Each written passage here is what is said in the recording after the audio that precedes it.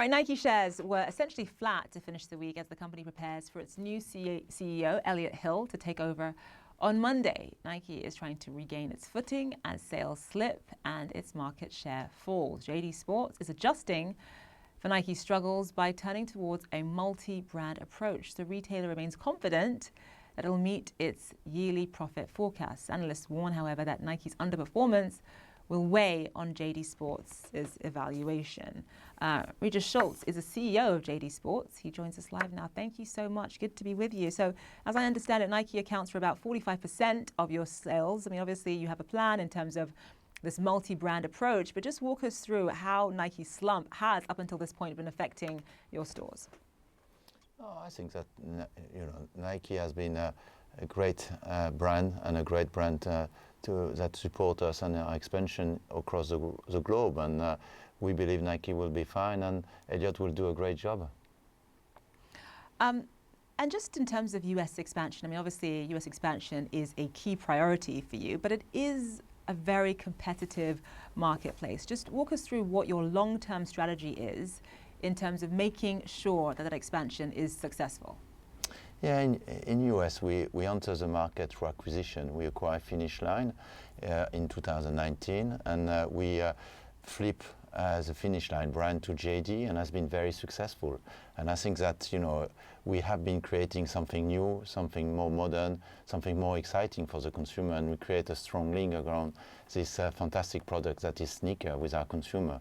And I think we continue to develop our different brands. We have JD, but we have Shoe Palace on the West Coast and DTLR on the East Coast, and we just acquired Hibbett that will complement completely our network in the US and give us the access to all American consumer. Inflationary pressure here in the US has been subsiding, so you've got some good news on the inflationary front in this country, but it has been problematic for retailers across the country. How has inflationary pressure up until this point been weighing on sales as well? I think for us, our product is a highly desirable product. Customer wants a new product, and I think that the price is not an issue. And when you look at the market, I think it's more on creating new, exciting story and bringing new product to the consumer. Obviously JD Sports is a UK brand. I mean, I grew up with JD Sports. I grew up going to JD Sports when I was a kid. I've lived in America for 20 years, but that was my go-to store growing up. Now that you're trying to expand in the US, just explain to us how consumer tastes really differ among British consumers versus Americans. I think the main difference is around the culture. There is a strong, as you know, football culture or soccer culture in the UK, which is building in the US but doesn't exist. On the other way, there is no basketball or a very small basketball culture in UK versus a very strong basketball culture here. So if you take that into account, that's a major difference, and that play in our industry because we all are about retro basketball, retro football. So some of the trends that we have seen in UK, so for example, the terrace trend, which is a football-inspired shoes.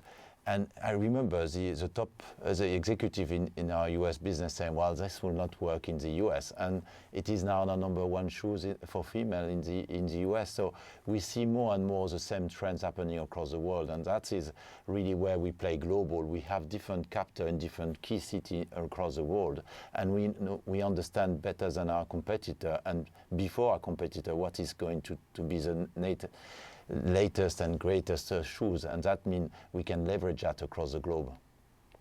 And final question, I mean, obviously, as you know, Hurricane Milton devastated parts of Florida. I mean, I know that JD Sports has stores in Florida. Just talk to us about how your stores and how the business and obviously employees rather were affected by this. Yeah, the most important is the security of our people. The good thing is that as of today, all our people are safe. Some are facing some personal losses.